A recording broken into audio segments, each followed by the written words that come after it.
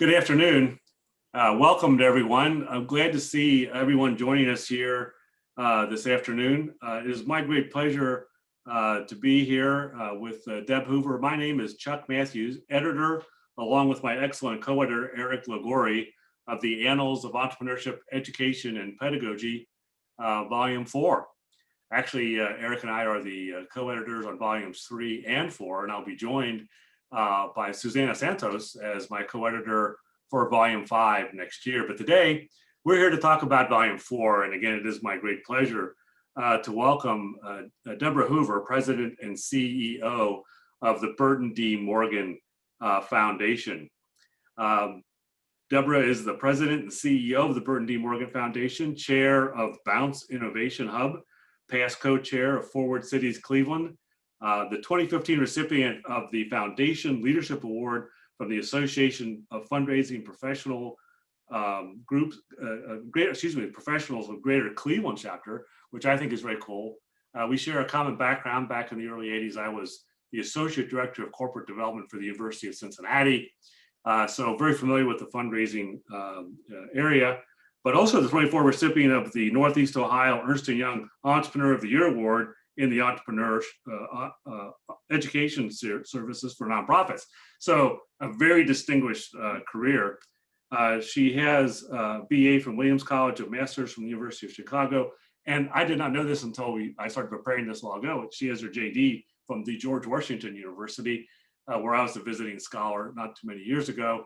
Okay, it's been 7 years now, but I love GW University there, as well as a master's in history, as I recall from our last conversation, from Penn State, if I'm not mistaken. So Deborah, welcome. It's great to see you. Wow, it's just been a tremendous year. There are so many things going on in this 2020. But let's begin with a 60-second overview of what you've been up to. Tell us a little bit about the Burton D. Morgan Foundation for people who may not be familiar with that, and what your life has been like this past year. Thanks, Chuck, for that very kind introduction, and also inviting me to write this chapter, which provided a great opportunity to look at the work we've been doing in the context of ecosystem building. So I appreciate the invitation. So as you said, I'm president of Burton D. Morgan Foundation. We're located in Northeast Ohio in the city of Hudson, which is just about half an hour south of Cleveland. So we work across that geography in the Northeast Ohio region. Morgan Foundation is the brainchild of Burt Morgan, who lived from 1916 to 2003. He was an entrepreneur to the core. And so he used the resources that he gained from an exit of a company he started to start the foundation back in 1967. So we recently celebrated our 50th anniversary. During his career, he recognized that he never had access to formal entrepreneurship education. He really learned it on the go. He had an engineering degree from Purdue University.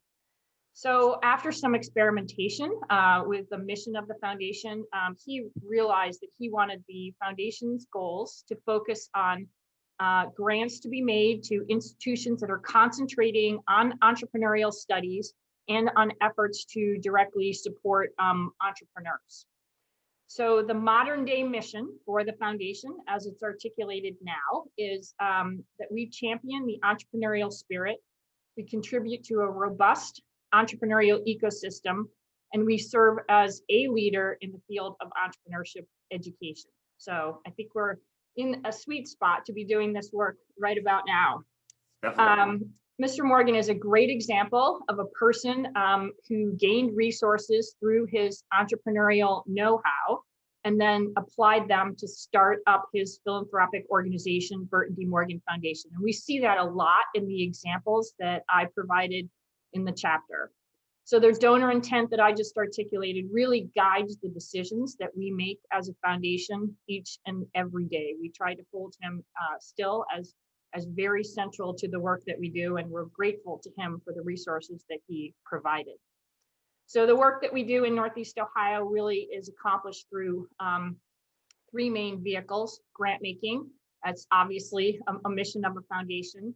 But because we work in the entrepreneurship field, around that, we wrap ecosystem building activities. So we build that into pretty much everything we do. And then in the course of this work, we learn a lot. And we don't want to keep that to ourselves. So we're engaged in a lot of knowledge sharing activities. Thus, my writing this chapter to share with other people interested in doing this work. And we're not just focused on campuses. We are focused also on the youth entrepreneurship space. So working with K through 12 students to help them develop an entrepreneurial mindset on college campuses. Also working toward the entrepreneurial mindset, but also supporting students who want to experiment with ideation and venture creation. And then working across the adult ecosystem, if you will, on helping entrepreneurs to gain the skills they need to start and grow ventures. So it's a tall order, but we pursue it with passion. And so I'm just really glad to be able to share some of that work with all of you. Outstanding. Wow. Thank you very much. That's a great summary.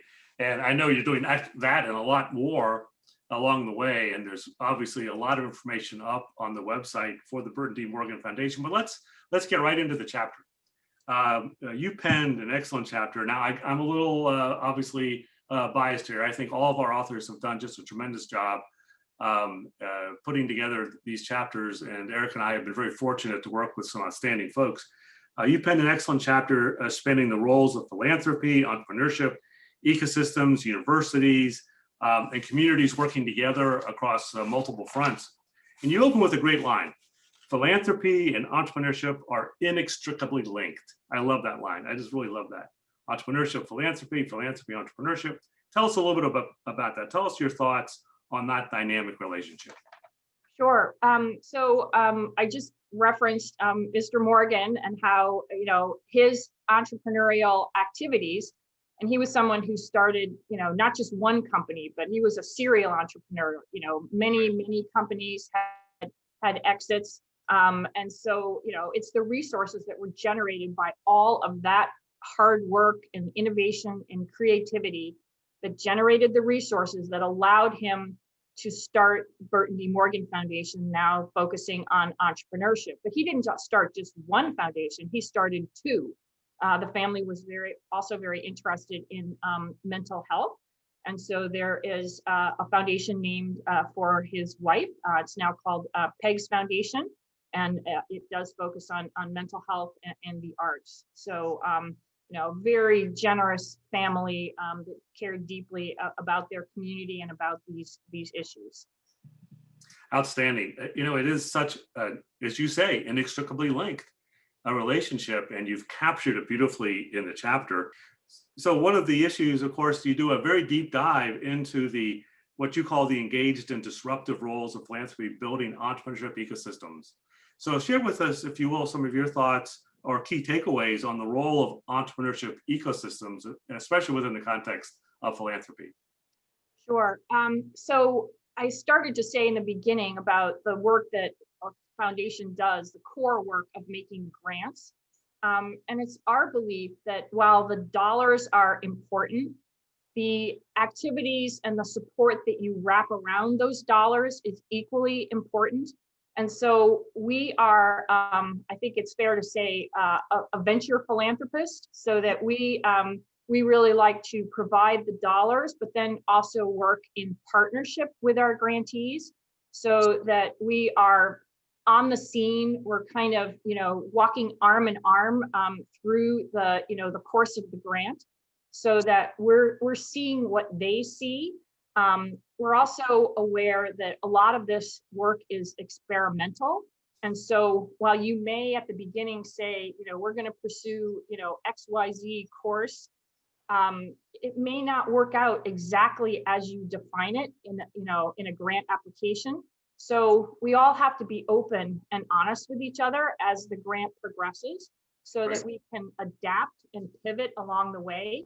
We're really applying that entrepreneurial spirit to the course of a grant relationship. And I think it leads to better results, deeper relationships, more connectivity with the community, And we feel it's just a much healthier way to pursue art grant making specifically in the entrepreneurship space. Well stated and nicely captured. And you do that in the chapter very nicely as well.